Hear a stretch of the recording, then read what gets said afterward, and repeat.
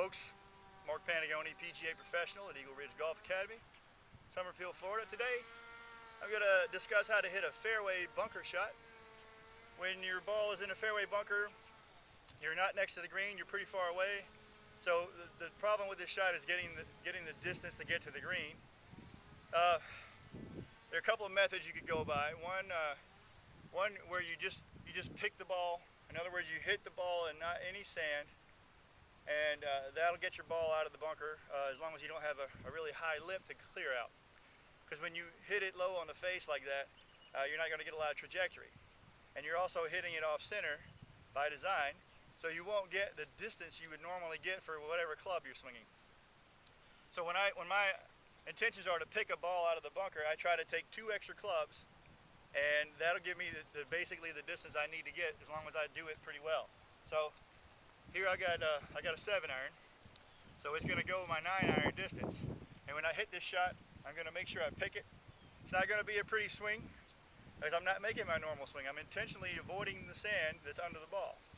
But I can still get the ball out of the bunker. I have to take extra club. I'll get it around the green, and it's probably the simplest method to get it out. So I'll give you an example. Ball position stays the same. You can dig in with your shoes, but I'm going to pick it and not hit any sand if I can help it.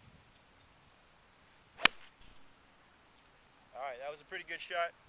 Wasn't much to look at, but I did get it airborne, and I got some distance out of the shot, and it's around the green.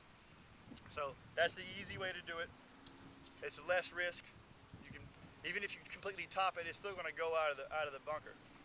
Alright, now the more difficult way would be to actually strike the ball and make a divot after you hit the ball, just like you would out of the fairway.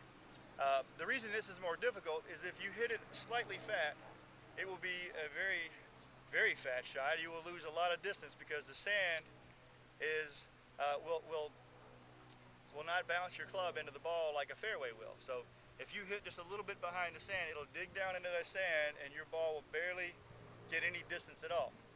Now if you're in the fairway, especially in Florida with the fairways being firm like they are, and you hit a little bit fat, your club can bounce off the fairway and you won't even know the difference. You'll still get the distance you're looking for.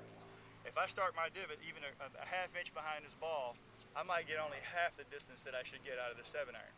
So even though it's still the same basic swing that you would make out of the fairway, it's a little more pressurized because now if I make an error in my shift, it's going to be exacerbated by the sand and I won't be helped by the fairway. So again, I dig in. I position the ball slightly forward in my stance for a 7-iron. I have a medium width stance. I'm going to make a divot, but I'm going to make it in the left part of my stance. In order to do that, when my club hits that sand, I better be well shifted into my left side. If I do, I'll hit the ball before I make a divot. I'll give it a shot.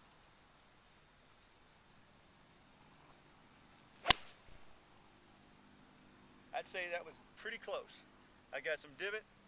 I think I hit the ball mostly before I hit the sand. I might have hit it a little tiny couple of grains of sand, but I hit mostly ball first, so then I got pretty good distance out of that.